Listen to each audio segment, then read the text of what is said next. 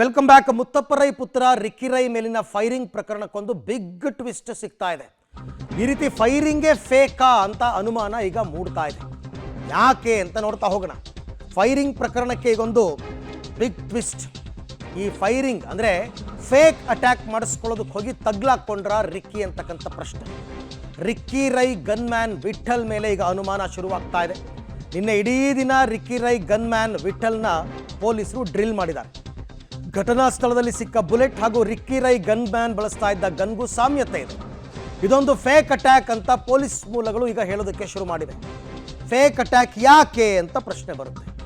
Ricky Rai ಯಾಕೆ ತನಗೆ ತಾನೇ ಫೇಕ್ ಅಟ್ಯಾಕ್ ಮಾಡಿಸ್ಕೊಂಡು ತನಗೆ ತಾನೇ ಗಾಯ ಮಾಡಿಕೊಂಡು ಮೂಗಿಗೆ ಗಾಯ ತೋಳಿಗೆ ಗಾಯ ಮಾಡ್ಕೊಂಡಿದ್ದು ಯಾಕೆ? ಹಾಗಾದರೆ ಇಲ್ಲಿ ನೀವು ನೋಡ್ತಾ ಇರ್ತಕ್ಕಂಥ ವ್ಯಕ್ತಿನೇ ವಿಠಲ್. ಈತನೇ ಏನಾದರೂ ಫೇಕ್ ಅಟ್ಯಾಕ್ ಮಾಡಿರಬಹುದಾ? ಯಾಕೆಂದರೆ ಈ ಪ್ರಕರಣದಲ್ಲಿ ಪೊಲೀಸರಿಗೆ ಯಾವ ಲೀಡು ಸಿಗ್ತಾ ಇಲ್ಲ. ಯಾರು ಮಾಡಿದ್ದಾರೆ, ಹಿಂಗೆ ಫೈರ್ ಮಾಡಿದ್ದಾರೆ, ಏನು ಎತ್ತ ಏನೂ ಗೊತ್ತಾಗ್ತಾ ಇಲ್ಲ. ಕೊನೆಗೆ ಸುತ್ತಮುತ್ತ ಇರೋರ ಮೇಲೆ ಅನುಮಾನ ಬಂದು ಇವರ ಗನ್ಮ್ಯಾನನ್ನು ಪ್ರಶ್ನೆ ಮಾಡಿದಾಗ ವಿಠಲ್ ಅವರನ್ನು ಒಂದಷ್ಟು ಅನುಮಾನಗಳು ಉಂಟಾಗ್ತಾ ಇವೆ. ಈತನ ಬಳಿ ಇರ್ತಕ್ಕಂಥ ಗನ್ ಮತ್ತು ಅಲ್ಲಿ ಸಿಕ್ಕಿರ್ತಕ್ಕಂಥ ಬುಲೆಟ್ ಸಾಮ್ಯತೆ ಇದೆ, ಹಾಗಾಗಿ ಈ ಥರ ಆಗಿರಬಹುದಾ ಅನ್ನುವಂತಹ ಒಂದು ಪ್ರಶ್ನೆ ಮೂಡ್ತಾ ಇದೆ.